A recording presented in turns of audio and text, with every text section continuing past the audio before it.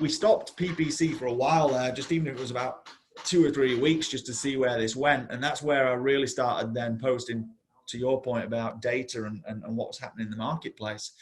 Because to my surprise and to my delight, showings continue to happen. And I think everybody ended up seeing this. You'd got a situation where if you were looking at the data where people who were owner occupants were taking their houses off the market, they were saying, right, temporarily off market. It always comes back to supply and demand, right?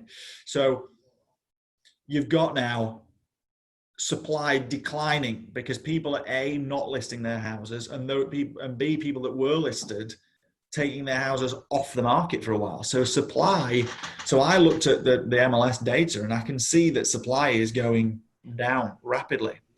But then I'm also looking at, pending sales, and it stayed actually fairly consistent, and we were getting showings. Now there's no way, I don't think, of me seeing how many showings were going on, but we were getting showings because our houses were empty, they were vacant, they were clean.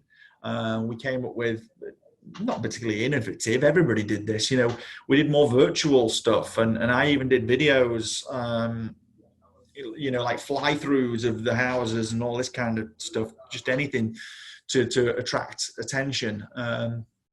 But we realized that there was still demand, but we realized that supply was going down. So then I really started every week just looking at the last week's data and the last week's data. And I noticed that closings were still happening. People weren't running away from deals. I mean, it did happen on a couple of our deals where people said, a little bit squirrely about, but nothing major. It was no mega catastrophe.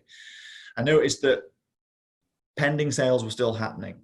And I noticed that after a week or two of watching and tracking this data, by end of March, early April, pending sales were going up and supply was still going down. And I was going, holy, wow, this is really gone the exact opposite way that I thought. This was actually working almost to a benefit than a